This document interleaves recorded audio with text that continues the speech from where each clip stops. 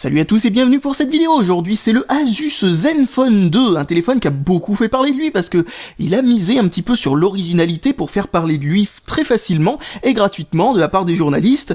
Justement, l'une des techniques, c'est que c'était le premier téléphone avec 4 Go de RAM. Alors ça a super bien fonctionné pour faire les gros titres des divers journaux et autres sites internet parlant de technologie, parce que dès qu'on entend un nouveau truc, du genre on est passé de 3 Go de RAM maximum à 4 Go de RAM maximum à l'intérieur d'un téléphone, et c'est le premier téléphone qui l'a fait. Allez, ça fera les gros titres, c'est obligé. Malgré tout, 4 Go de RAM, c'est pas pour rien que c'est le premier et pour l'instant l'un des seuls, si ce n'est pas le seul d'ailleurs, téléphone avec 4 Go de RAM. C'est parce que pour l'instant c'est un peu excessif, ça n'a pas grand intérêt. Enfin, on vérifiera ça dans la suite de la vidéo.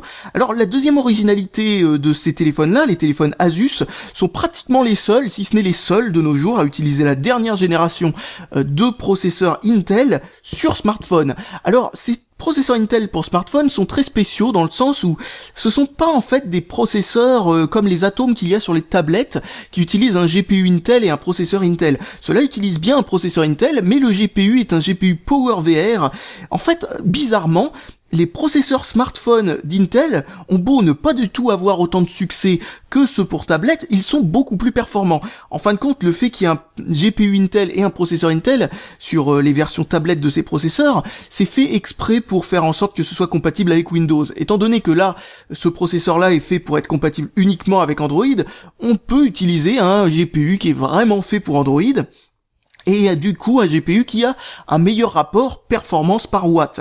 Un GPU d'ailleurs qui est très performant. En fait, le processeur en question qui est là-dedans, en théorie, on verra bien entendu ce que ça donne en pratique, en théorie, est l'un des meilleurs processeurs que l'on peut trouver sur un smartphone. Alors pas forcément le meilleur, hein, bien entendu, c'est a priori, on va dire à peu près dans les mêmes niveaux qu'un Snapdragon 800, 801, enfin ça dépendra de comment il se comporte en grande chaleur. Donc, enfin, quand je dis en grande chaleur, je veux pas dire en temps de canicule, je veux dire quand le téléphone est bien sollicité. Parce que ça, c'est un truc que j'ai pu voir sur les versions tablettes des processeurs Intel, c'est que dès que ça se mettait à chauffer, et ça chauffe considérablement, eh bien, ça perd des performances, mais d'une manière assez impressionnante. Donc, qu'est-ce que ça nous raconte? Ça nous raconte que c'est la version avec 4 Go de RAM, parce que oui, tiens, un petit détail à vous dire, si vous comptez l'acheter sur un site chinois, déjà, je vous déconseille de le faire. Achetez-le plutôt, sur les liens que j'ai mis dans la description. Je crois que je vais mettre quelques liens vers quelques sites français qui sont recommandables, disons, notamment une annonce sur Amazon vendue et expédiée par Amazon, a priori ça, et puis la boutique d'Asus, ce genre de truc, LDLC, enfin bon, quelques sites internet que j'estime comme fiables. Parce que, qu'est-ce que je voulais dire? Oui, parce qu'il y a une version de ce téléphone-là qui est fait pour le marché asiatique, qui n'est pas du tout la même. Première chose, le processeur est un peu moins performant. Deuxième chose, que 2 Go de RAM au lieu de 4 Go de RAM. Bon, là vous allez me dire, ouais mais bon c'est pas trop grave, en même temps c'est un petit peu excessif tout ce qu'ils mettent dans ce téléphone. Oui, mais le troisième truc qui est là par contre un peu dérangeant, c'est qu'il ne fait pas toutes les fréquences 3G et toutes les fréquences 4G que l'on a en France, cette version pour le marché asiatique. Donc, il est préférable, grandement préférable, de l'acheter chez nous. Donc, qu'est-ce que je voulais dire sinon à propos de ce truc-là? Oui, on était en train de regarder les caractéristiques, donc c'est un écran 5,5 pouces, c'est du 1080p il me semble, nous avons 32 Go de ROM, je ne sais pas si on peut ajouter une carte SD, on va voir ça tout de suite, Bluetooth 4.0, un appareil photo, ça je sais pas ce que ça veut dire mais je suppose que c'est le Wi-Fi, 4G LTE, donc 1080p, ok, bon, un logo qui veut dire qu'il y a une batterie, je suppose. Vachement intéressant. Imaginons un téléphone où on ne pourrait pas l'utiliser s'il n'était pas branché au secteur. Donc ce serait un téléphone filière comme autrefois. Donc un truc que je comprends pas, c'est comment on l'ouvre. Donc vous voyez qu'il y a eu un problème, c'est que vous voyez qu'il y a une sorte d'étui dans lequel le téléphone est glissé. En tirant dessus, l'étui a voulu partir avec, enfin a voulu sortir, et parce que la boîte est vachement difficile à ouvrir. Tiens d'ailleurs, un petit truc, tout bouge à l'intérieur de la boîte, bon c'est pas non plus dramatique, mais ça bouge un petit peu. La boîte n'est pas ce qui se fait de mieux si on a envie de l'acheter à l'étranger, donc encore une raison de plus pour l'acheter chez nous, ça réduirait les problèmes possibles à cause du transport. Donc voilà le téléphone. Un téléphone vraiment sympathique au niveau du design. Tiens, je vois que en glissant le truc, ça, vous voyez, en tirant sur l'espèce de truc, ça fait une trace de crasse. Hein. C'est pas une rayure, hein, c'est juste de la crasse. Voilà. Je sais pas trop comment ça a fait ça, mais en tout cas c'est assez amusant. Donc oui, rien du tout pour renforcer dans la boîte, ça c'est dommage. Il faudrait que... Enfin bon voilà, pour des produits aussi fragiles que ça, bon c'est pas non plus dramatique à ce point-là, mais quand même. Donc nous avons quelques petites choses. Bon, petit manuel d'utilisateur, un truc de garantie bien entendu, un bloc d'alimentation, waouh, alors là, bloc d'alimentation très pro, bien lourd, bien gros, il y aura de quoi refroidir comme il faut. Il donne, 2 ampères, donc ouais, recharge rapide, ça va être sympathique. Ensuite, les petits trucs les petites trucs pour les oreillettes, là, je sais pas comment on peut appeler ça, là, les crampons, on va dire ça comme ça. Ensuite, nous avons... Ah tiens, j'y pense, mais peut-être qu'en fait, ce téléphone-là est passé dans les mains d'un autre testeur. C'est peut-être pour ça, la petite crasse sur l'écran, bon, c'est pas bien grave. Donc ensuite, qu'est-ce que nous avons ici? Nous avons un câble micro USB, sympathique. Prend pas trop de place, bon, rien de spécial à signaler. À ce propos, le téléphone sera clairement le plus intéressant de ce qui est contenu dans la boîte. Donc qu'est-ce que nous avons sur le protège-écran? Parce que tiens, bizarrement, ils nous disent des choses. Donc ok, ils nous chantent les louanges de l'appareil photo, de l'écran, du processeur Intel 64 bits, qui là fonctionne très certainement réellement 64 bits, et en l'occurrence carrément sur Android 5.0. Ensuite, nous avons la nouvelle interface Zen UI qu'a sorti Asus pour se différencier d'un Android complètement stock. Alors, comment est fait le téléphone à ce niveau-là? Donc ça me paraît être du plastique, mais pas du plastique de mauvaise qualité, ça jure pas. Ça a l'air d'être plutôt solide au niveau de la rigidité et tout ça, donc ça va. On va appuyer sur l'écran pour voir ce que ça donne une fois allumé. Donc ici nous avons une petite encoche pour ouvrir l'arrière du téléphone. En tout cas, l'arrière est démontable. Nous avons un bouton ici qui, je sais pas à quoi il sert. On verra bien. Qu'est-ce que nous avons d'autre comme bouton? Un bouton power ici. Et c'est tout. Donc c'est peut-être le bouton volume plus, volume moins qui est là. Oui, je sais. Vous allez me dire, il s'est pas beaucoup renseigné avant de tester le téléphone, mais c'est normal, c'est ce que je fais. Je garde toujours un œil nouveau sur les produits que je teste. J'ai pas envie d'être spoilé par les autres tests, etc. Parce que ça risque de me faire aller sur des conclusions qui sont les mêmes que les confrères, et c'est pas du tout une bonne idée. Moi, ce que je veux avoir, c'est un œil complètement neutre vis-à-vis des produits que je teste là. C'est pour ça que la première partie de mes vidéos sont complètement faites sans connaître le produit dans le détail. Je le connais à peu près, mais pas dans le détail. Donc, de quoi mettre une carte SIM 2 ici qui fait que la 2G. De toute évidence, il s'agit de 2 cartes de type micro SIM et une micro SD, donc ça c'est une bonne chose. On pourra rajouter jusqu'à 128 Go de plus à l'intérieur en mémoire. Donc ça c'est une bonne chose, très très très bonne chose. Donc, je reclipse tout ça. Toc toc toc, voilà. Oh, ça a l'air d'être bien foutu tout ça. Donc, où est le bouton power? Ouais, il est sur le dessus. Alors ça, franchement, le bouton power sur le dessus, pour un écran aussi gros, c'est pas forcément pratique. Voilà, alors il s'allume. Comme tous les processeurs Intel, il reste longtemps sur un écran noir avant de commencer à s'allumer. C'est vraiment différent, on va dire, de ce qui se passe sur pas mal d'autres téléphones avec des processeurs ARM. Je sais pas, Intel a un long chronomètre le temps qu'on appuie dessus. Enfin bref, c'est sûrement améliorable. C'est marrant le petit logo qui ressemble au truc de chargement de Firefox. En tout cas à une époque c'était ça, je me rappelle plus si Firefox a ça actuellement. Ok, le téléphone a été remis à 0. Pouf, on va mettre ça en français. Tac.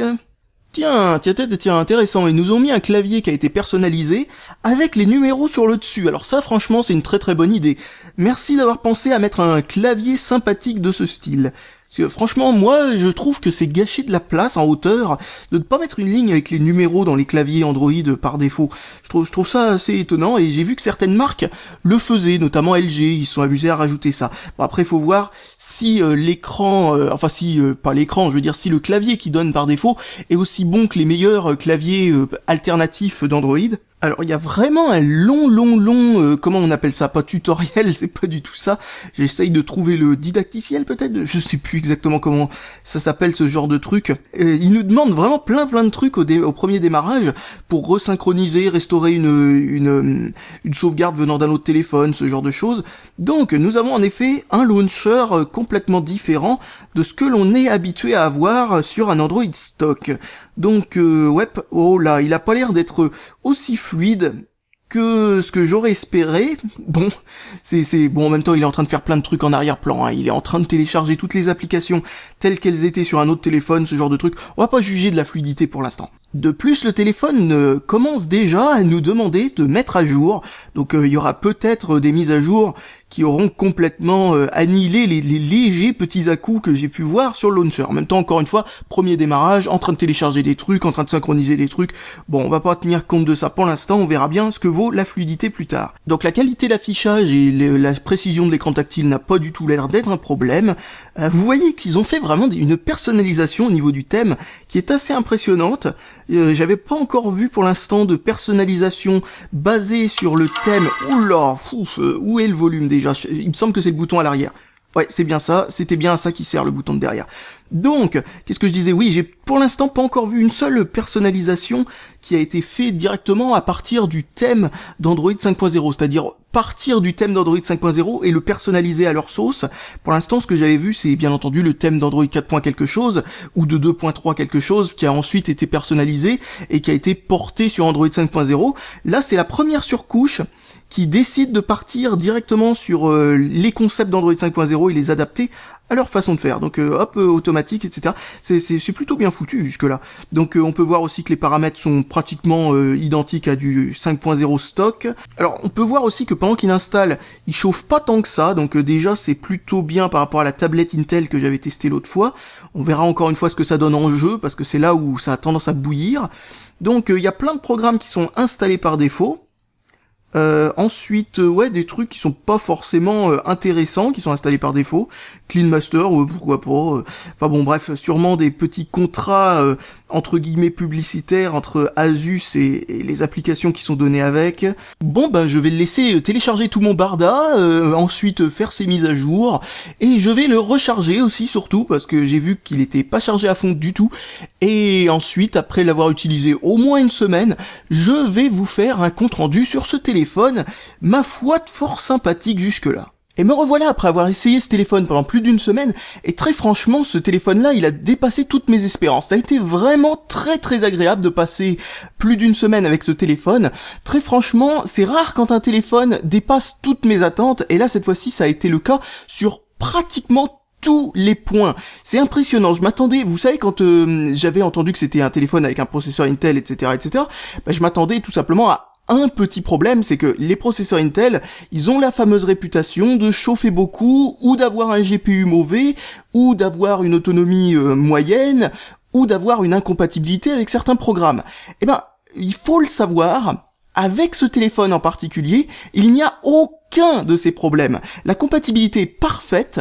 J'ai pu remarquer que la compatibilité avec les processeurs Intel sous Android s'était énormément améliorée l'année dernière, mais il y avait encore quelques petites incompatibilités. Avec ce téléphone, il n'y en a aucune. Donc on voit qu'avec la version 5.0 d'Android, eh bien Intel s'est donc amusé à terminer leur travail, c'est-à-dire en fin de compte permettre d'avoir une émulation ARM parfaite, ce qui veut dire que même les rares programmes, et ils sont vraiment rares, hein, les rares programmes qui ne sont pas du tout faits pour être compatibles Intel, eh bien le sont quand même, et ce parfaitement bien, et sans aucun problème de performance vraiment notable, donc vraiment très classe là quand même. Au niveau des performances, alors les performances CPU, ça a toujours été quelque chose qu'Intel a su maîtriser d'une manière tout à fait convenable. Eh bien, les performances CPU sont à peu près au niveau d'un Snapdragon 801, donc c'est très très très bien. Ensuite, quand je dis à peu près, c'est même carrément, c'est à égalité avec un Snapdragon 801. Ensuite, pour ce qui est des performances graphiques, alors là, c'est un tout petit peu en dessous d'un Snapdragon 801, mais on est tellement proche qu'on peut dire qu'on est dans le même peloton. Ce qui est quand même un truc assez impressionnant parce que, eh bien, les processeurs Intel, précédemment, l'ancienne génération, celle qui avait juste avant cette génération-là, avait des performances graphiques qui étaient vraiment en dessous, et c'est là où on voit franchement qu'Intel a réussi à rattraper son retard, ce qui est particulièrement impressionnant parce que je m'attendais pas à ce qu'il rattrape aussi vite, étant donné le gouffre qu'il y avait entre les processeurs Intel et les autres, il y a encore très peu de temps. Concrètement, ça veut dire que ce processeur-là est parfaitement adapté à avoir un écran 1080p comme sur ce téléphone, et que les performances en jeu ou la fluidité en dehors des jeux est littéralement parfaite. Ensuite, pour ce qui est de la chaleur dégagée, alors là, c'est une énorme surprise positive. Je m'attendais pas du tout à ce que ce téléphone soit littéralement l'un des moins chauffants que j'ai pu avoir. C'est quand même assez impressionnant parce que quand on connaît les processeurs Intel, autrefois, c'était leur défaut. Et là, c'est l'inverse. C'est leur avantage dans ce téléphone. Alors, je sais pas si c'est Asus qui a fait en sorte que le téléphone soit particulièrement bien refroidi, je sais pas par quelle méthode, mais en tout cas faire en sorte que la dissipation thermique se fasse dans l'intégralité du téléphone, etc., etc. En tout cas, c'est très très bien foutu, peu importe la façon dont ils ont réussi à faire ça, et on va dire que la chaleur dégagée est carrément un avantage de ce téléphone, car là, vous savez qu'en ce moment, enfin, vous le savez peut-être pas si vous regardez cette vidéo dans quelques temps, mais au moment où j'enregistre cette vidéo, nous sommes carrément en période de littérale canicule, c'est-à-dire que il faisait chez moi littéralement 37 degrés, c'est-à-dire la température du corps humain, ce qui est assez difficile à supporter pour quelqu'un de normal. Ça fait vraiment suer énormément. Et donc à 37 degrés, j'avais un Snapdragon 801, j'en ai même deux que j'ai pu essayer dans ces conditions-là par curiosité, et les performances ont littéralement baissé, mais du simple au double. Avec ce processeur, je m'attendais à avoir des performances qui là aussi dégringolent complètement, mais non, c'est l'un des téléphones qui a gardé les performances les plus proches de ses performances normales, c'est-à-dire quand on l'utilise à une époque de l'année où il fait plutôt 28 degrés, on va dire, entre 24 et 28 degrés, eh bien les performances restent dans une fourchette que l'on pourrait qualifier d'idéal. Donc et la chaleur dégagée n'est pas insupportable, contrairement au Snapdragon 801. Pour information, juste pour citer les deux téléphones en question, c'est un LG G2 et un Xiaomi Mi 3 que j'ai testé avec un Snapdragon 801. Et très franchement, on voit que j'ai testé ces deux téléphones justement parce qu'ils sont plus ou moins dans les mêmes niveaux de prix que ce téléphone. Donc ça a permis de voir que voilà, tout simplement ce téléphone a des arguments sur ce point-là, auquel je m'attendais pas. Et le dernier point, c'est l'autonomie. Alors l'autonomie est aussi plutôt bonne. Je vais vous donner les autonomies. En texte uniquement, nous avons 6 heures d'autonomie. En utilisation mixte normale, c'est-à-dire tout sauf les jeux, écran allumé en permanence, pour information. Hein. C'est pas le téléphone avec l'écran en veille. Hein. Non, c'est allumé en permanence avec la luminosité un peu au-delà du moyen, de la luminosité moyenne. Donc, ça fait 5 heures en utilisation mixte normale. En utilisation normale, en désactivant le Wi-Fi et en activant la 4G, 3G, nous passons plutôt dans les 4 heures.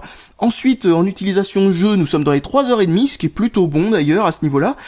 En veille, avec le Wi-Fi activé, et avec plein d'adresses email, etc., qui relèvent en arrière-plan ce genre de truc, donc une veille qui est plutôt coriace au niveau de ce que ça demande à la batterie. 5 jours, donc c'est vraiment pas mal du tout.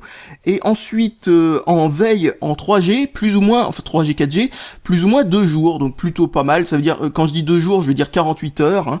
Hein. Donc, ce qui correspond entre 2 recharges normales d'un téléphone, si on recharge tous les soirs, à 4 fois cette durée-là, donc c'est vraiment vraiment bien.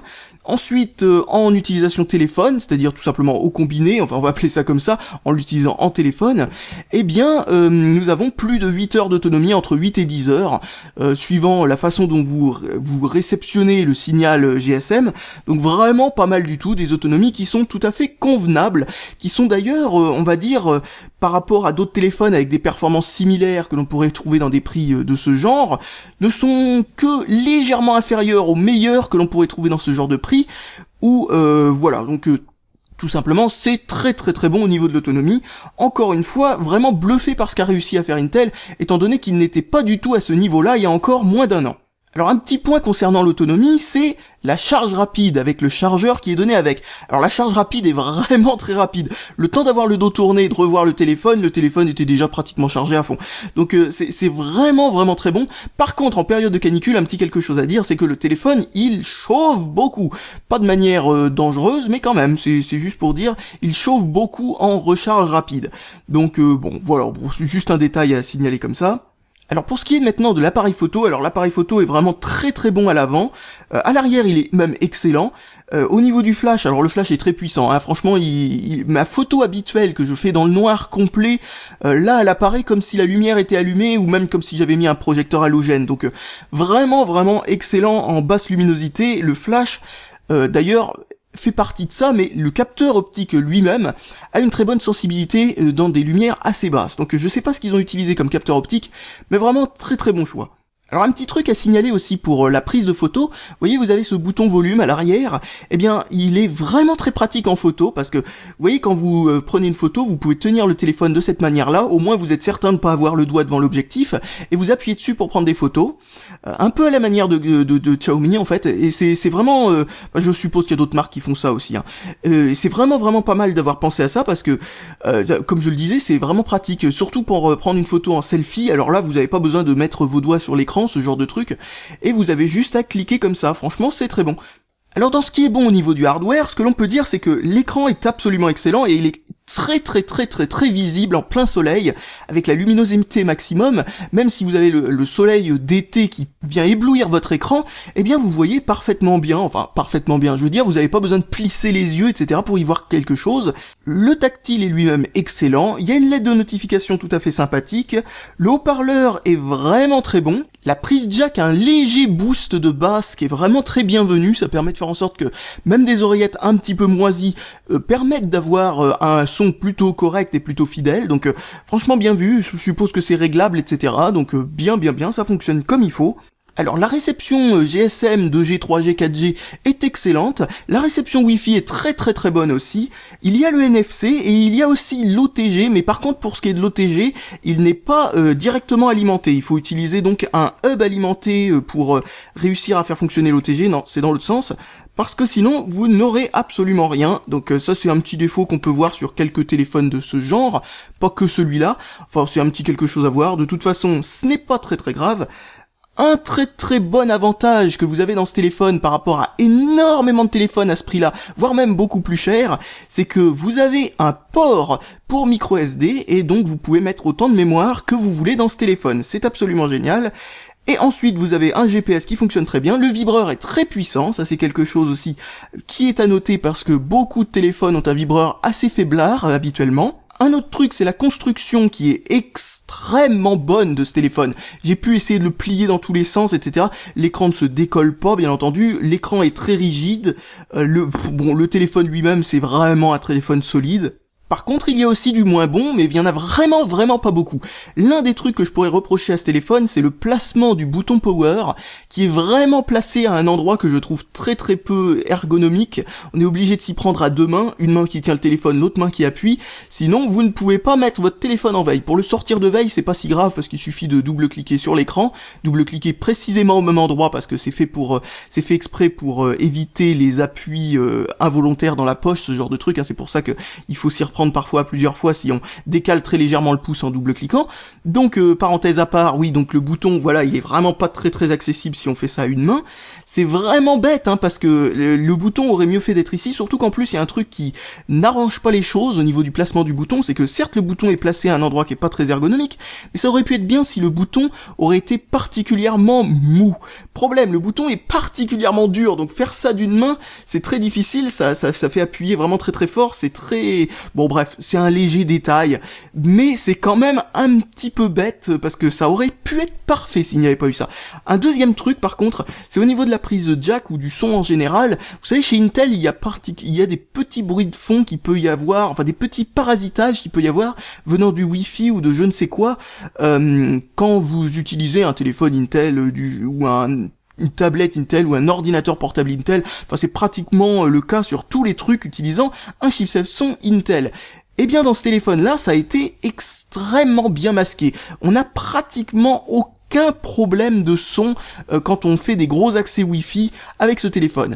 Malgré tout, un truc que l'on peut avoir, enfin non, il y a même rien du tout, le bruit de fond a été complètement annihilé sur ce téléphone. Donc ça, c'est vraiment génial, c'est une petite attention aux détails qui a été très bien vue. Mais il y a un tout petit truc qui est assez étonnant, c'est qu'à chaque fois que le son s'active ou se désactive dans ce téléphone, on entend un petit clac-clac dans les oreillettes.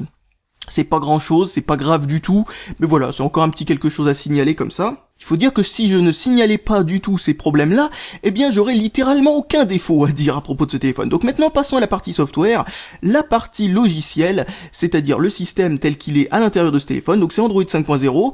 Alors un truc à dire, c'est que Asus, dans sa précédente gamme de téléphones portables, a eu un très très bon suivi logiciel, ils sont passés de 4.3 à 4.4 à 5.0 à 5.1, absolument aucun problème à reprocher à ce niveau-là. Vraiment, le suivi est bon, surtout pour des téléphones à ces prix-là. Habituellement, on a un suivi d'un tel niveau sur les très très très haut de gamme. Là, on a ce même suivi sur du milieu de gamme. Ensuite, pour ce qui est des ajouts qu'a fait Asus à Android 5.0, eh bien, je trouve qu'ils ont vraiment bien maîtrisé l'interface, le fait d'avoir bien fait leurs petits ajouts, etc. Par exemple, il y a un petit truc qui est assez casse-pied avec Android 5.0, c'est que dans les notifications, quand vous en avez une pelletée, vous êtes obligé d'aller tout en bas pour ensuite appuyer sur le bouton qui permet de virer toutes les notifications. Ils ont gardé le bouton effacer pour toutes les notifications, tout en haut, exactement comme sur Android 4.4. Très bonne chose.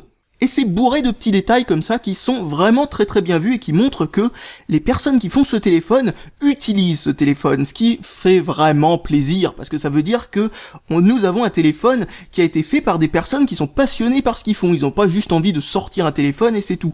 Ils ont vraiment pensé à ce qui ferait un téléphone mieux qu'un téléphone d'une autre marque, et ils se sont dit, ce petit détail est pas vraiment bien vu sur Android 5.0, alors on va le modifier. Ça demande pas beaucoup de temps, mais ça demande quand même le fait de s'être penché sur la question, vraiment bien. Donc ensuite, un autre truc, c'est la fonction une main. Donc cette fonction-là permet d'utiliser votre téléphone, qui est quand même gigantesque, c'est du 5,5 pouces, avec une seule main, avec une aisance parfaite. Donc ça, c'est vraiment bien vu, surtout que vous pouvez modifier la taille, pour faire en sorte que votre main est plus petite ou plus grande qu'une autre. Donc voilà, vous pouvez partir de là jusque là, tout petit. Ça équivaut même pas à du 3,5 pouces, ça c'est vraiment minuscule. Ensuite, vous avez cette attention au détail qui est bien vue, c'est de faire en sorte que les boutons capacitifs qui sont en dessous de l'écran se retrouvent en mode une main uniquement, vu que voilà, ça serait peut-être un peu trop loin pour ce bouton pour certaines personnes. Eh bien, ils se retrouvent dupliqués sur l'écran, bien vu pour ça. Ensuite, un autre truc qui est bien vu, c'est que vous pouvez déplacer cette chose-là n'importe où sur l'écran. Donc si vous êtes gaucher ou droitier, vous pouvez choisir votre côté. Si vous tenez votre téléphone plutôt vers le haut ou plutôt vers le bas, eh bien vous pouvez aussi décaler plutôt vers le haut, plutôt vers le bas, ou plutôt vers le centre, comme vous voulez. Vous pouvez faire ce que vous voulez. Ensuite, hop, vous revenez au mode normal. Excellemment bien vu. Alors je vous l'ai déjà dit, mais la fluidité est impeccable, la fluidité en jeu est très bonne aussi, on n'est pas au niveau d'un Snapdragon 801 comme je le disais, mais on en est tellement proche qu'on ne verrait pas la différence en fin de compte, et je rappelle l'excellente compatibilité logicielle qui est aussi bonne qu'avec n'importe quel processeur ARM, donc voilà, au moins on peut dire que c'est à mon avis le premier téléphone avec processeur Intel qui fait en sorte d'être littéralement au niveau, voire supérieur au téléphone avec processeur ARM, donc ça fait vraiment plaisir de voir ce changement de comment dire, ce retournement de situation qui était totalement imprévisible pour moi il y a encore très peu de temps. Donc en conclusion, le prix est vraiment très très bon, je n'ai vu aucun téléphone avec un écran aussi grand et avec un port micro SD et en plus de ça le dual SIM, enfin bon, avec un équipement aussi bon en fin de compte, à un prix aussi bas, avec des performances aussi bonnes, etc. Au niveau du software, rien n'est gâché au niveau des performances de ce téléphone, donc à 330 €, on peut dire quand même que là, on est en présence, enfin 330 € au moment où je fais la vidéo, on est en présence d'un téléphone qui est littéralement parfait, j'ai envie de dire. Alors bien entendu, si vous voulez un téléphone avec un écran un peu plus petit, on peut quand même trouver des téléphones qui pourraient être intéressants à côté de ce téléphone-là, mais ils sont extrêmement rares et ils sont même plus chers que celui-là malgré tout. Donc vraiment, on est face à un téléphone on voit bien qu'en fait il a quelque chose à prouver. On est face à un téléphone qui a un processeur Intel et ils ont une réputation qui les précède, qui n'est pas forcément excellente.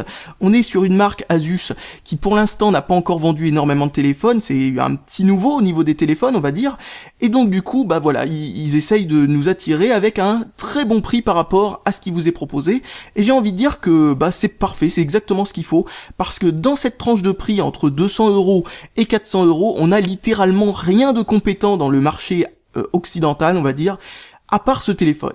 Donc voilà, pour moi, il est extrêmement recommandé, ce téléphone. Je ne peux pas appuyer plus que ça. Pour moi, c'est le milieu de gamme par excellence.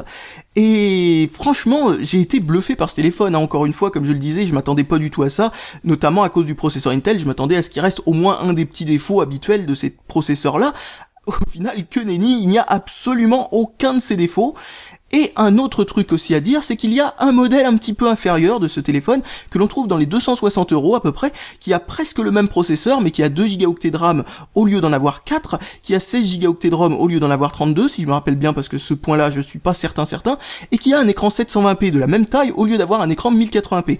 Donc ce modèle-là, 5,5 pouces 720p, eh bien, et qui a la même batterie, aura peut-être de moins bonnes performances, je n'en sais rien, il faudrait que je le teste, faudrait que je demande à Asus s'ils veulent pas me le prêter aussi pour que je puisse voir ce qu'il en est, mais en tout cas, ce modèle-là, s'il est aussi bon que celui-là, ou en tout cas plus ou moins aussi bon que ce téléphone-là, c'est littéralement le tueur de téléphones chinois au milieu de gamme, on va dire.